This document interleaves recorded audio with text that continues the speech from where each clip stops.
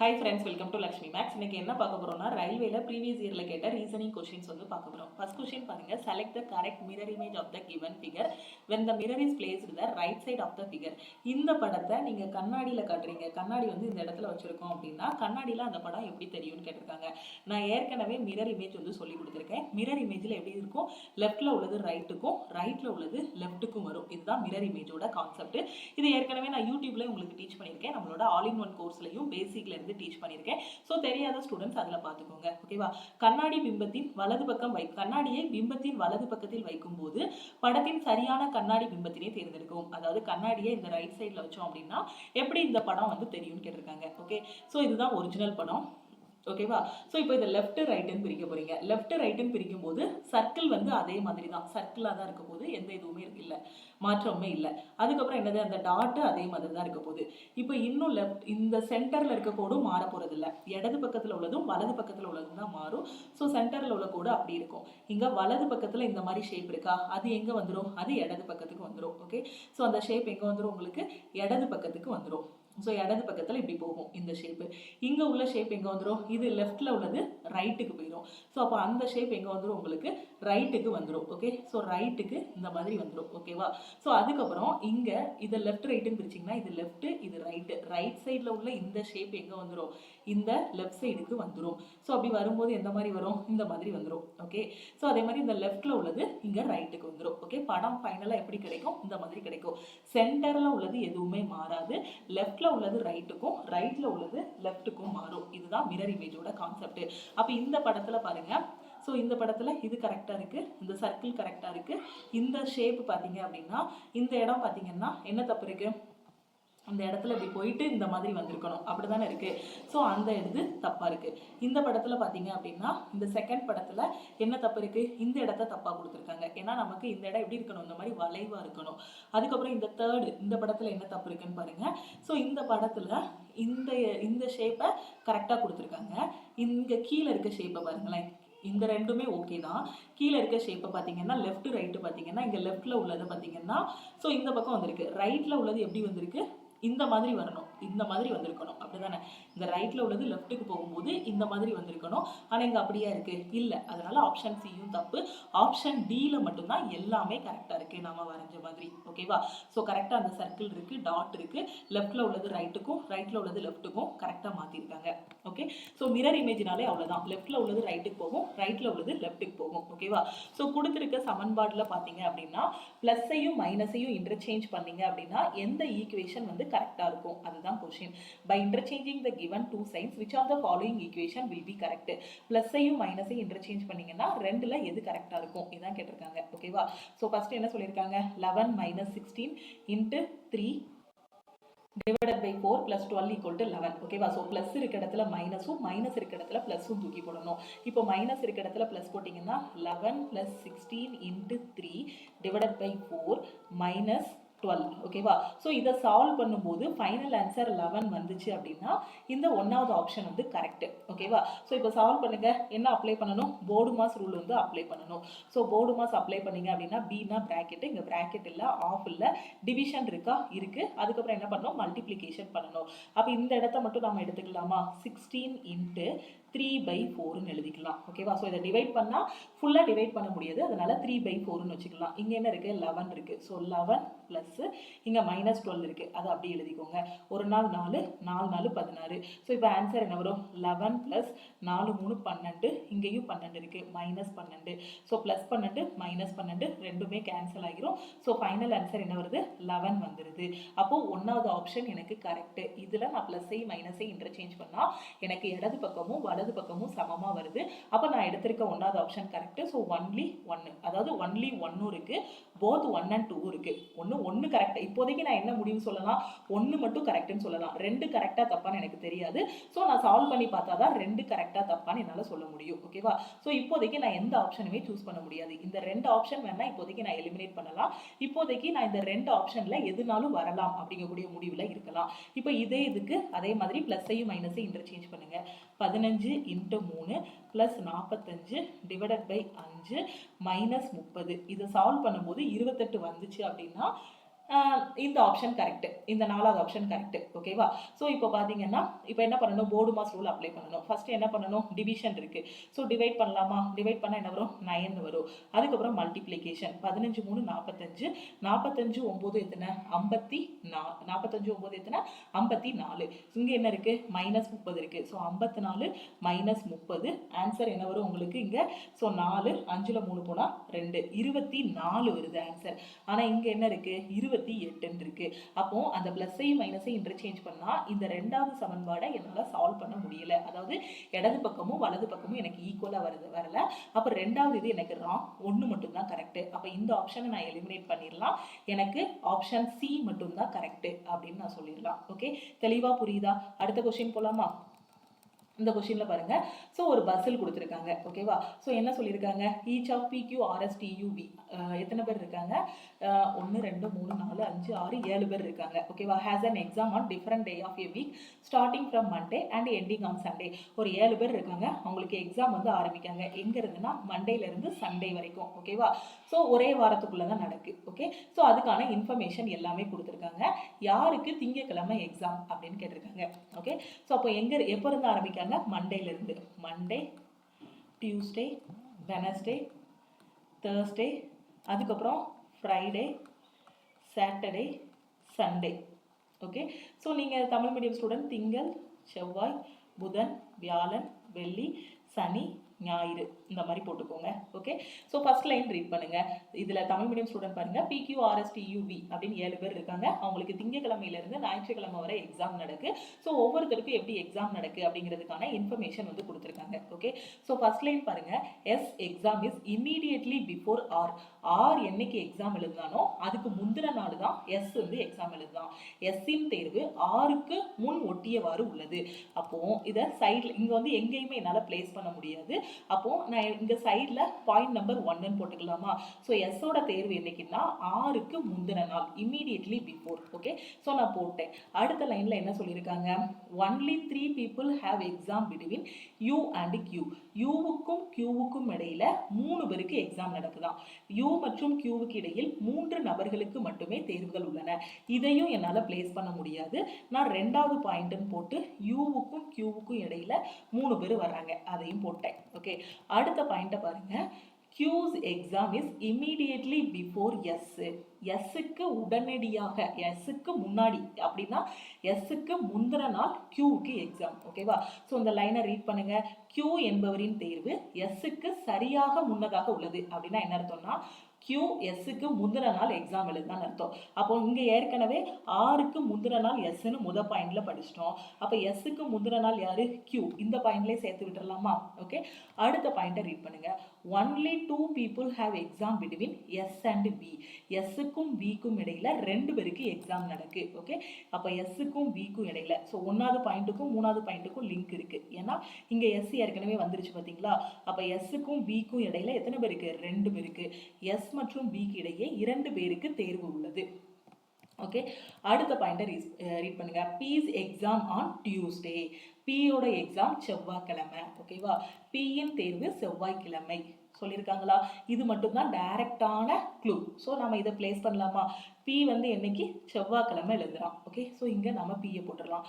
அடுத்து என்ன சொல்லியிருக்காங்க, ஆர்ஸ் எக்ஸாம் ஆன் சண்டே. இதுவும் டைரக்டான க்ளூ தான். ஸோ டைரக்டாக பிளேஸ் பண்ணிடலாம். ஆரின் தேர்வு ஞாயிற்றுக்கிழமை. ஸோ ஆரின் தேர்வு ஞாயிற்றுக்கிழமை. ஸோ ஞாயிற்றுக்கிழமையில ஆரை வந்து போட்டுடலாம். ஓகேவா? ஸோ அடுத்து இப்போ ஒவ்வொரு பாயிண்டாக மெர்ஜ் பண்ணுங்க. நம்ம எழுதியிருக்க பாயிண்ட்ல ஆருக்கு முந்தின நாள் எஸ், எஸ்ஸுக்கு முந்தின நாள் கியூ வரணும். ஸோ ஆருக்கு முந்தின நாள் எஸ், எஸ்ஸுக்கு முந்தின நாள் கியூ.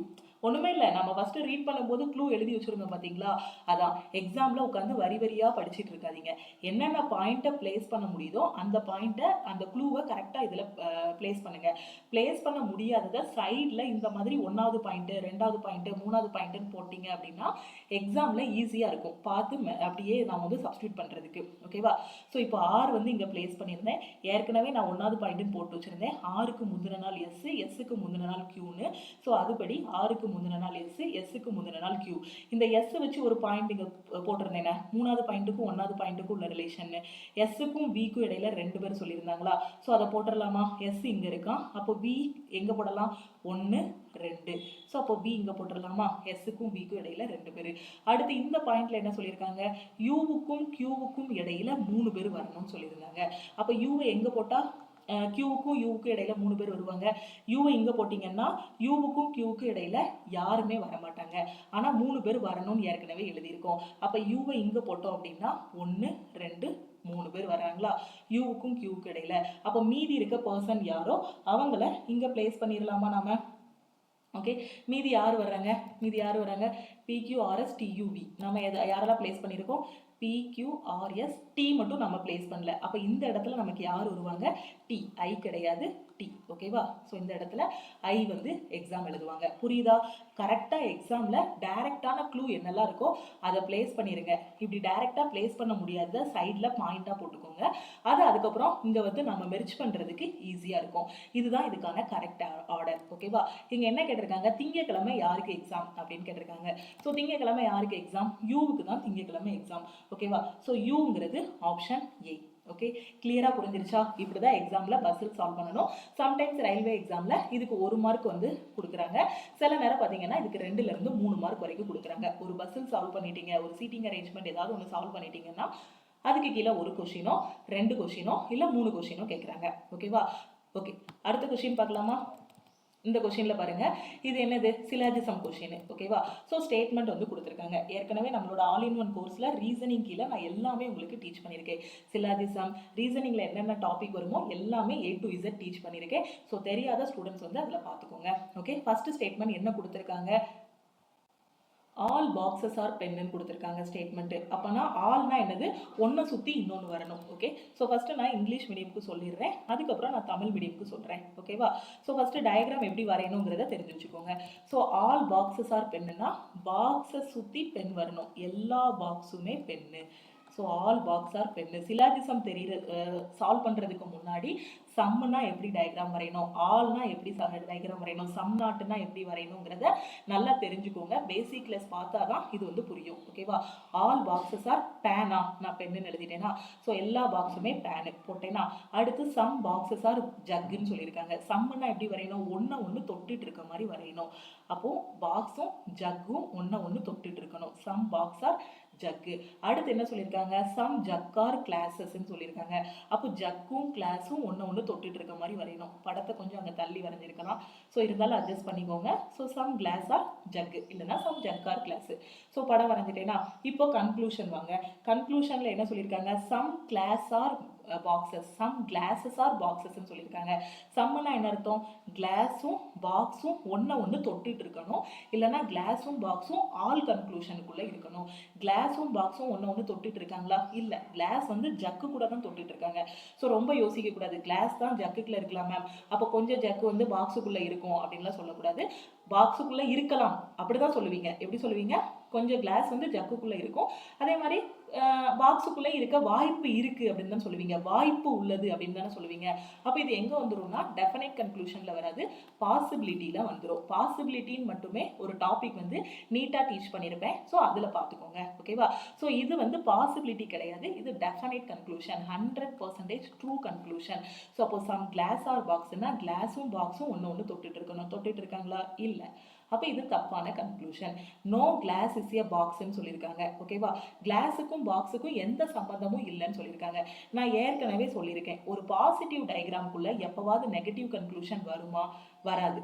அப்படிதானே? ஸோ நம்ம வரைஞ்சிருக்குது ஒரு பாசிட்டிவ் கன்க்ளூஷன், ஸோ அதுக்குள்ளே என்ன வராது? ஒரு நெகட்டிவான கன்க்ளூஷன் வராது. ஸோ இதுவும் நம்ம ராங்குன்னு சொல்லிடலாம். அடுத்து என்ன சொல்லியிருக்காங்க? சம் ஜக் ஆர் பேனுன்னு சொல்லியிருக்காங்க. அப்போ ஜக்கும் பேனும் ஒன்று தொட்டுட்டு இருக்கணும். ஜக் எங்கே இருக்குது? இந்த இருக்குது. பேன் எங்கே இருக்குது? இந்த இருக்குது. ஒருத்தர் தொட்டுட்டு இருக்காங்களா? அப்போது இதுதான் கரெக்டு. அப்போ கன்க்ளூஷன் 3 வந்து உங்களுக்கு என்னவாகுது? ஃபாலோ ஆகுது. ஓகேவா? ஸோ அடுத்து இப்போ இந்த 2 கன்க்ளூஷனையும் நீங்கள் செக் பண்ணுங்கள். ஓகேவா? என்ன இருக்குது? Some glass are box, no glass is பாக்ஸ்ன்னு இருக்குது. இப்படி சம்மும் நோவும் வந்து அதோட சப்ஜெக்ட் ப்ரிடிகேட் சேமா இருந்துச்சு அப்படின்னா இது ரெண்டும் எந்த இதில் வரும்? ஸோ சப்ஜெக்ட் ப்ரிடிகேட்னா கன்ஃபியூஸ் பண்ண வேண்டாம்.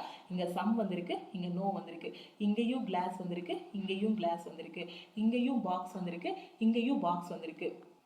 ஸோ இந்த மாதிரி சம்மும் நோவும் வந்து அந்த வேர்ட்ஸ் எல்லாம் சேமாக வந்துச்சுன்னா ஃபர்ஸ்ட் கண்டிஷன் என்னன்னா 2 கன்க்ளூஷனும் ஃபால்ஸ் ஆகணும். ஓகேவா? ஸோ இப்போ 2 கன்க்ளூஷனும் ஃபால்ஸ் ஆகிருச்சு. ஃபர்ஸ்ட் கண்டிஷன் சாட்டிஸ்ஃபை ஆகிருச்சு.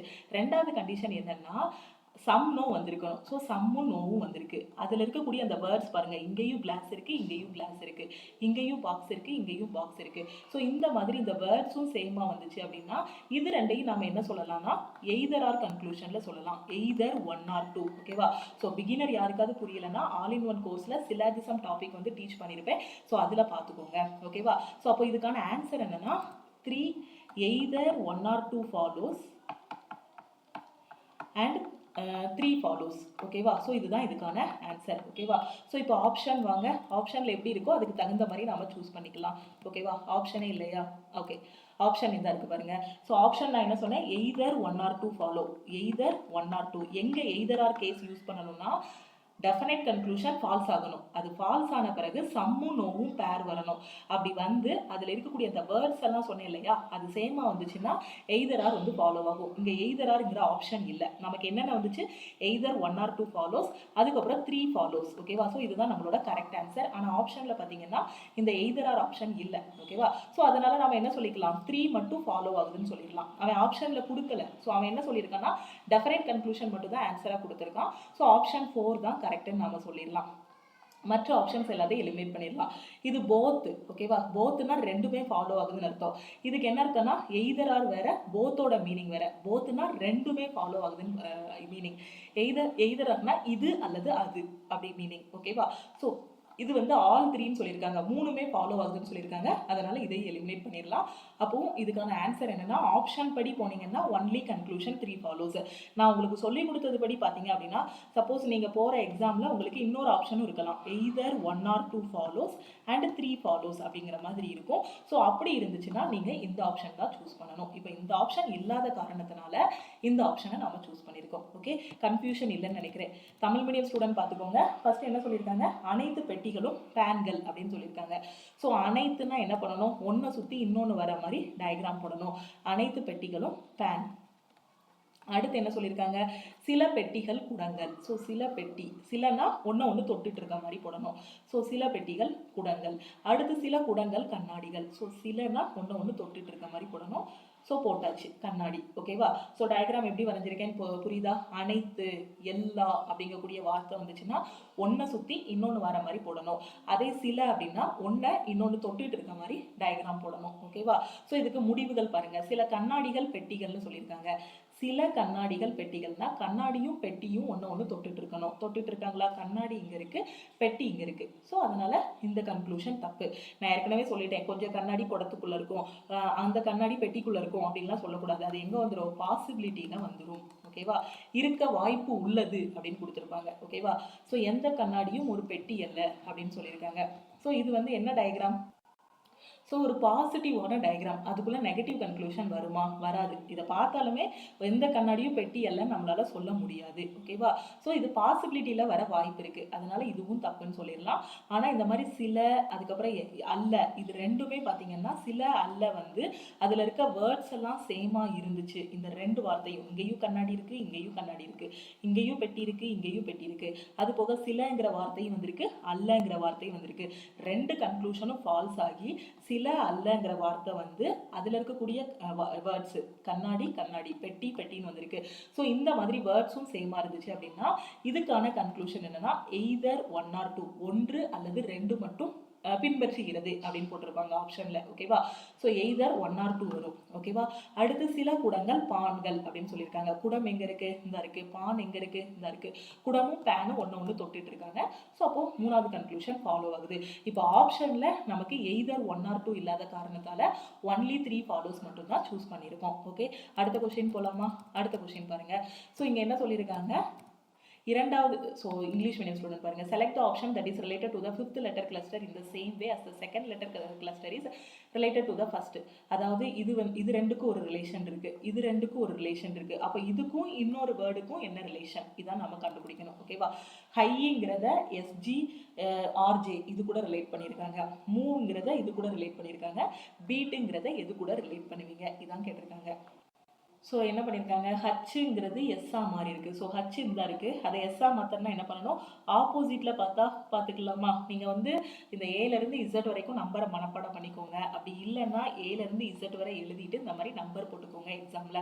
அப்போ ஹச்சுக்கு ஆப்போசிட்ல எஸ் இருக்கு. ஸோ ஃபர்ஸ்ட்டு இது பார்த்தாச்சு, ஆப்போசிட்ல என்ன இருக்கோ அந்த லெட்டர் அப்படி எழுதியிருக்காங்க.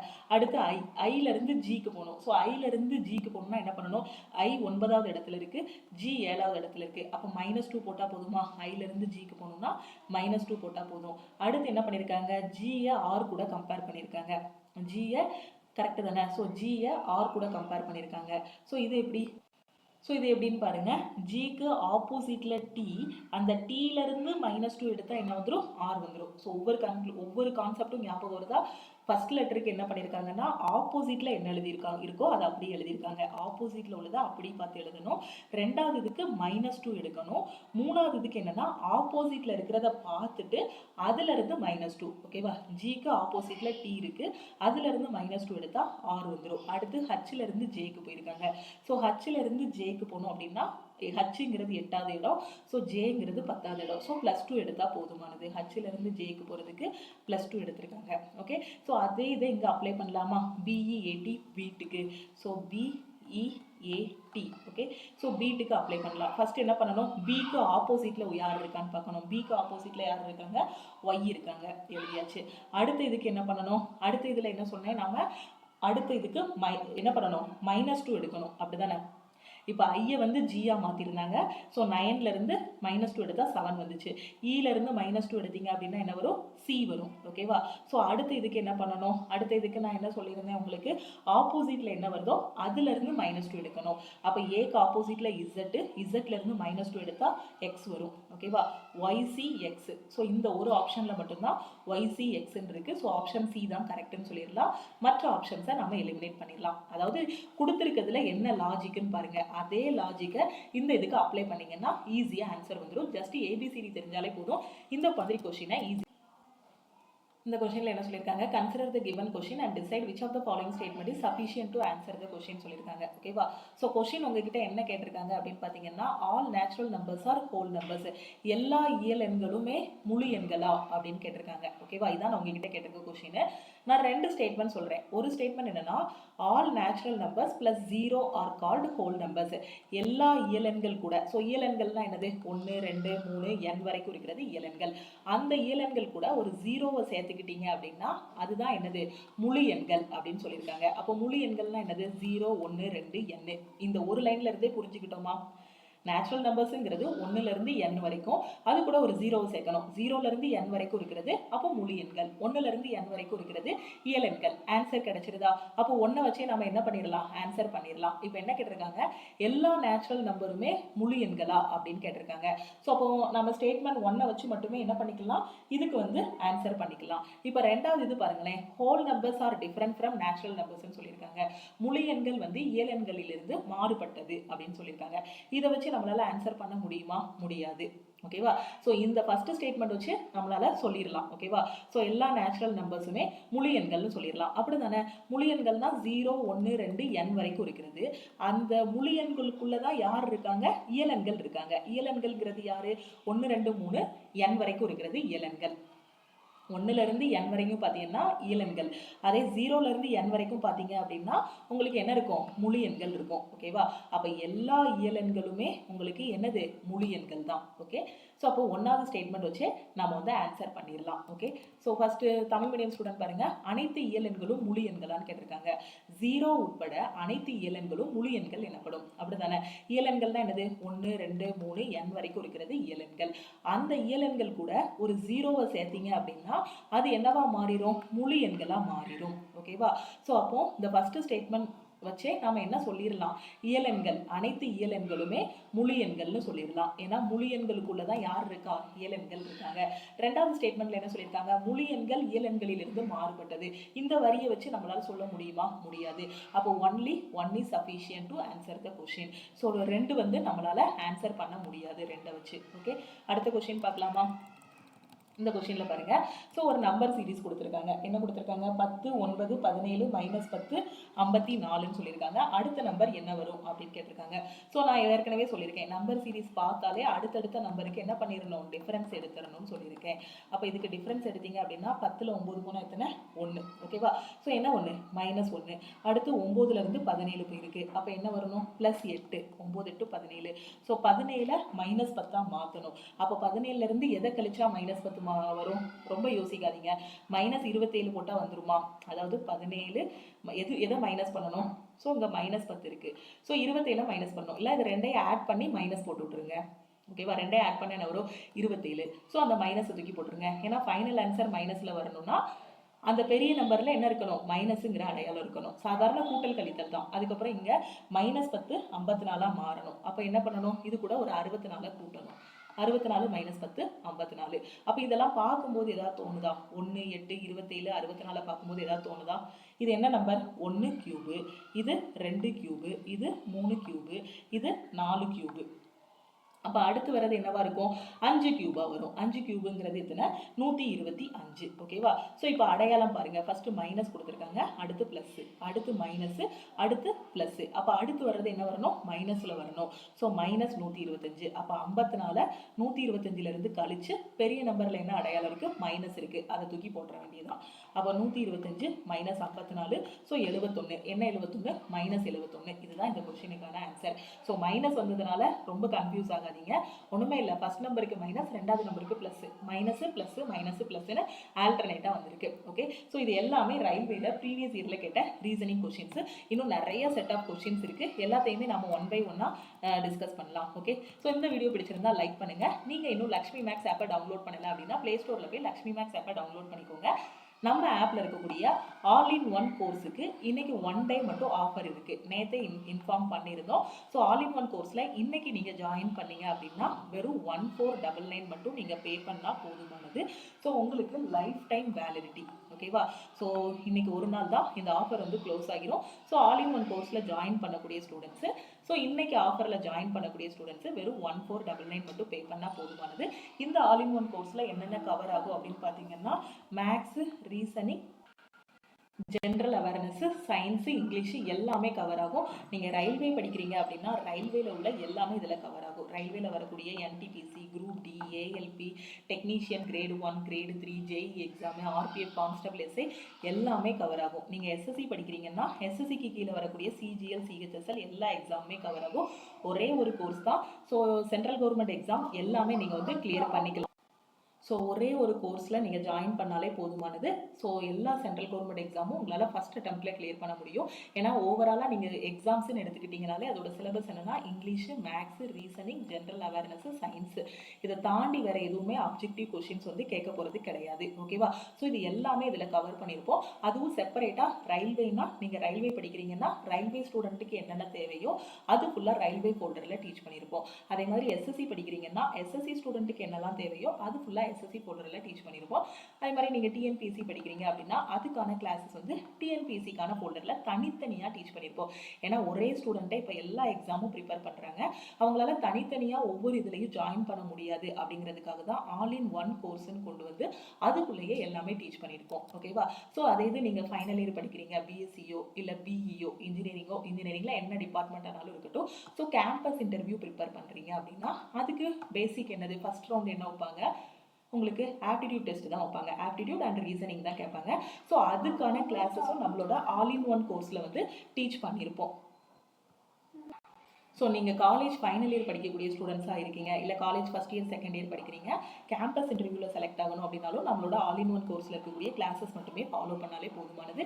ஏன்னா அதில் டாபிக் வைஸ் வீடியோஸில் தனித்தனியாக இங்கிலீஷ் தனியாக, மேக்ஸ் தனியாக, ரீசனிங் தனியாக, ஜென்ரல் அவேர்னஸ் தனியாக, தனித்தனியாகவும் கொடுத்துருப்போம். ஓகேவா? ஸோ எந்த ஒரு வேலைக்கு நீங்கள் போகணுன்னாலும், அது கவர்மெண்ட்டாக இருந்தாலும் சரி, ப்ரைவேட்டாக இருந்தாலும் சரி, எங்கே படிக்கணும், எப்படி ப்ரிப்பேர் பண்ணணும்னு தெரியாத ஸ்டூடெண்ட்ஸ் வந்து நம்மளோட ஆல் இன் ஒன் கோர்ஸில் ஜாயின் பண்ணிக்கோங்க. முடிஞ்ச அளவுக்கு உங்கள் ஃப்ரெண்ட்ஸுக்கும் நம்ம ஆப்போட லிங்க், நம்ம யூடியூப் சேனலோட லிங்க், நம்ம ஆல் இன் ஒன் கோர்ஸோட லிங்க் வந்து ஷேர் பண்ணுங்க. ஓகேவா? ஸோ இந்த ஆஃபர் வந்து இன்னைக்கு க்ளோஸ் ஆகிரும். ஸோ ஜாயின் பண்ணாத ஸ்டூடெண்ட்ஸ் வந்து குயிக்காக ஜாயின் பண்ணிக்கோங்க. ஓகே, அதே மாதிரி நம்ம டெலிகிராம் குரூப், டெலிகிராம் சேனலில் ஜாயின் பண்ணலை அப்படின்னா டெலிகிராம் குரூப் அண்ட் சேனல்லையும் ஜாயின் பண்ணிக்கோங்க. ஸோ ஆல்ரெடி நீங்கள் நம்ம கிளாஸஸ் எல்லாமே ஃபாலோ பண்ணிட்டு இருந்தீங்கன்னா எப்படி நம்மளோட ஆப் டவுன்லோட் பண்ணணுங்கிறது உங்களுக்கு தெரிஞ்சிருக்கும். ஸோ நான் பிகினருக்காக அகைன் எக்ஸ்பிளைன் பண்ணுறேன். ஸோ எப்படி நம்மளோட ஆப்பை டவுன்லோட் பண்ணணும்னா ப்ளே ஸ்டோரில் போய் நீங்கள் டேரெக்டாக லக்ஷ்மி மேக்ஸ் ஆப்பை டவுன்லோட் பண்ணிக்கலாம். இல்லை வீடியோக்கு கீழே இருக்கக்கூடிய டிஸ்கிரிப்ஷனில் ஆப்போட லிங்க் வந்து கொடுத்துருப்பேன். அதை கிளிக் பண்ணி டவுன்லோட் பண்ணிக்கோங்க. ஃபஸ்ட்டு ஸ்டெப்பு உங்களோட மொபைல் நம்பர் என்ட்ரு பண்ணுங்கள். அதுக்கு ஒரு ஓடிபி வரும். ஓகேவா? ஸோ அந்த ஓடிபி வச்சு லாகின் பண்ணிக்கோங்க. அதில் நம்ம ஆப்பில் இருந்து welcome to Lakshmi Max community அப்படின்னு ஒரு மெசேஜ் வரும். அதில் நீங்கள் ஆல் இன் ஒன் கோர்ஸில் ஜாயின் பண்ணுறதா இருந்தால் I want to join all in one கோர்ஸ்னு ஒரு மெசேஜ் அனுப்புங்க. ஸோ மெசேஜ் அனுப்புனீங்க அப்படின்னா டீம்ல இருந்து காண்டாக்ட் பண்ணிட்டு எப்படி ஜாயின் பண்ணணுங்கிறத சொல்லுவாங்க. நீங்க ஆப்ல போய் டைரக்டா பே பண்ண வேண்டாம். ஆப்ல கோர்ஸோட ஃபீஸ் வந்து 2000 rupees இருக்கும். ஸோ நீங்க இன்னைக்கு பே பண்றீங்க அப்படின்னா வெறும் 1499 மட்டும் பே பண்ணா போதுமானது. ஓகே, ஸோ இன்னைக்கு ஆஃபர்ல தான் போயிட்டு இருக்கு. ஆப்ல போய் டைரக்டா பே பண்ண வேண்டாம். டீம்ல இருந்து உங்களுக்கு ஜிபே நம்பர் அல்லது அக்கௌண்ட் நம்பர் வந்து கொடுப்பாங்க. ஸோ அந்த நம்பருக்கு நீங்க பே பண்ணிட்டு ஒரு 4 hours வெயிட் பண்ணீங்க அப்படின்னா பேக் எண்ட்ல இருந்து உங்களுக்கு கோர்ஸோட ஆக்சஸ் வந்து கொடுத்துருவாங்க. இதுதான் ஜாயின் பண்றதுக்கான ப்ரொசீஜர். ஓகே, ஸோ நீங்க இந்த மாதிரி ஆப்லையும் I want to join all in one course message அனுப்பலாம். அப்படி இல்லைன்னா நம்ம டீமோட வாட்ஸ்அப் நம்பர் 9043379345. ஓகே, 7806854288 இந்த 2 நம்பர்ல எந்த நம்பருக்குனாலும் நீங்க வாட்ஸ்அப் பண்ணலாம். ஓகே, 7806854288 இது ரெண்டுமே லக்ஷ்மி மேக்ஸ் டீமோட வாட்ஸ்அப் நம்பர் தான். இந்த நம்பருக்கு நீங்க I want to join all in one course message அனுப்புனீங்கன்னா டீம்ல இருந்து காண்டாக்ட் பண்ணிட்டு இப்படி ஜாயின் பண்ணணும்னு சொல்லுவாங்க. கிளாஸஸ் எல்லாமே தமிழ் அண்ட் இங்கிலீஷில் இருக்கும். ஸோ கிளாஸில் ஜாயின் பண்ணதுக்கப்புறம் உங்களுக்கு ஒரு வாட்ஸ்அப் குரூப் வந்து கொடுத்துருவாங்க. அதில் உங்களோட டவுட்ஸ் எல்லாமே நீங்கள் வந்து கிளாரிஃபை பண்ணிக்கலாம். இதில் recorded classes plus live classes எல்லாமே இருக்கும். ஒரே ஒரு டைம் தான் பே பண்ண போகிறீங்க. Life time validity, exam clear பண்ணுற வரைக்கும் படிச்சுக்கலாம். ஓகேவா? ஸோ அதனால் ஜாயின் பண்ணாத ஸ்டூடெண்ட்ஸ் குயிக்காக ஜாயின் பண்ணிக்கோங்க. ஸோ உங்களுக்கு கோர்ஸோட ஆக்சஸ் வந்தது எப்படி செக் பண்ணி பார்க்கணும் அப்படின்னா நம்மளோட கோர்ஸை ஓப்பன் பண்ணிக்கோங்க.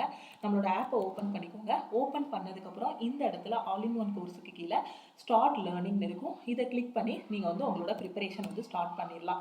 அது மாதிரி உங்களுக்கு ரயில்வே அண்ட் எஸ்எஸ்சிக்கு தேவையான ஃப்ரீ மெட்டீரியல்ஸ் ஏதாவது வேணும், படிக்கிறதுக்கு ஃப்ரீ டெஸ்ட்டு, ஃப்ரீ மெட்டீரியல்ஸ் ஏதாவது வேணும்னாலும் நம்ம ஆப்லேயே ஃப்ரீ மெட்டீரியல்ஸ் அவைலபிளாக இருக்குது.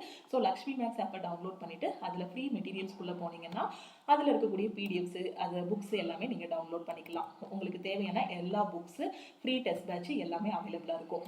ஓகேவா?